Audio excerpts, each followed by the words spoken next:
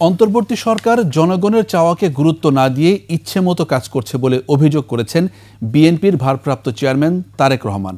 জুলাই আগস্টে আহতদের চিকিৎসা সেবা নিশ্চিতে সরকার গুরুত্ব দিচ্ছে না বলেও অভিযোগ করেন তারেক রহমান।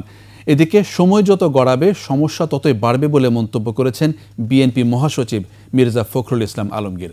আরও জানাচ্ছেন ওমর ফাহিম।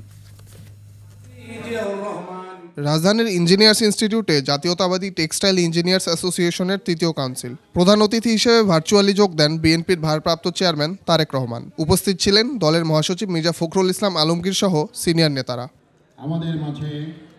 তারেক রহমান বলেন, রাষ্ট্র সংস্কার করতে অন্তর্বর্তী সরকার কোনো ভুল করলে দেশের মানুষ তা মেনে নেবে না। অন্তর্বর্তীকালীন সরকারের সকল কাজ হয়তো সবার কাছে সাফল্য বলে বিবেচিত হবে না, কিন্তু অন্তর্বর্তীকালীন সরকারের ব্যর্থতা কিন্তু আমাদের সকলের ব্যর্থতা। রাষ্ট্র মেরামতের কর্মযজ্ঞ সম্পাদন করতে গিয়ে অগ্রাধিকারের সেটিং যদি ভুল হয়, তাহলে কিন্তু জনগণের কাছে সরকারের অদক্ষতা হিসাবেই কিন্তু এটি বিবেচিত হবে। এই অন্তর্বর্তীকালীন সরকারের সাথে যদি জনগণ যা চাইছে, মিনিমাম যে জিনিসগুলো চাইছে, তারা যদি সেগুলোকে অ্যাড্রেস করার জন্য সচেষ্ট থাকে, তাহলে ষড়যন্ত্রকারীরা সুযোগটা পাবে না।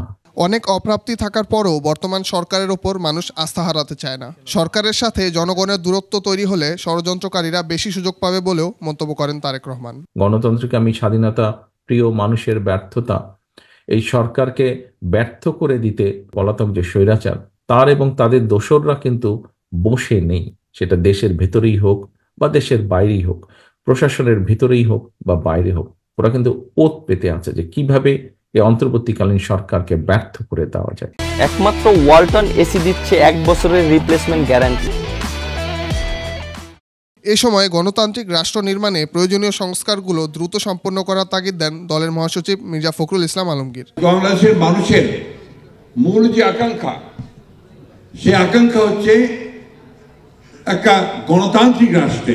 সেই আকাঙ্ক্ষাটাকে বাস্তবায়িত করতে আমাদের যে সমস্ত সমস্যাগুলো সৃষ্টি হয়েছে সেগুলোকে দূর করতে হবে। মানুষের সকল দাবি অন্তর্বর্তী সরকারের পক্ষে পূরণ করা সম্ভব নয় বলেও মন্তব্য করেন তিনি। সমস্ত অন্যায়কে প্রতিরোধ করতে হবে। ওমর ফাহিম, 21 টেলিভিশন, ঢাকা।